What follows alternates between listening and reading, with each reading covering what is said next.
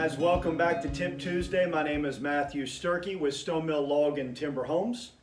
Last week we talked about fireplaces and the different fireplace options.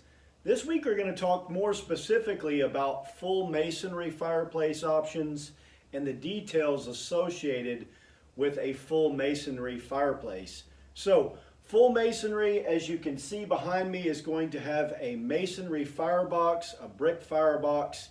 It's going to have a masonry chimney and actually going to have a masonry flue. So the entire assembly, everything from the footing to the foundation support all the way up to the top of the fireplace is going to be full masonry.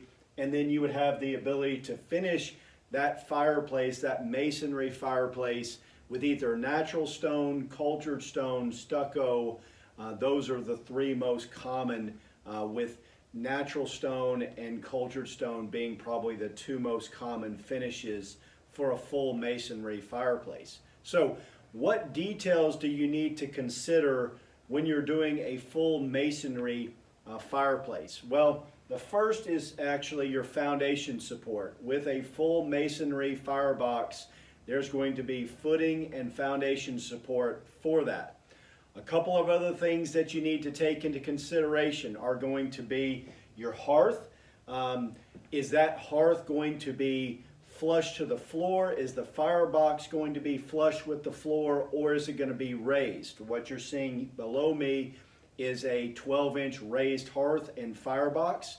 Some clients will actually raise that up to as much as 18 inches, and that becomes something that you can sit on.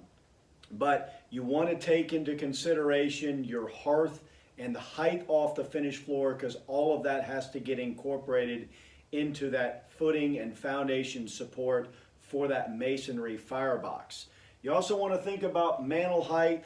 You want to think about corbels for the mantle. Are they going to be masonry or are you going to be wood? Be thinking about some of those things, because that has an effect on how that ties into that masonry chimney. And then be thinking about any electrical wiring. If you're going to be putting a TV over your mantle, if that's your focal point, make sure that wiring considerations are taken into account. You don't want to do that after the fact. So this week our focus is on full masonry and some of the details of that. Go ahead and make sure you do that in the design and planning phase.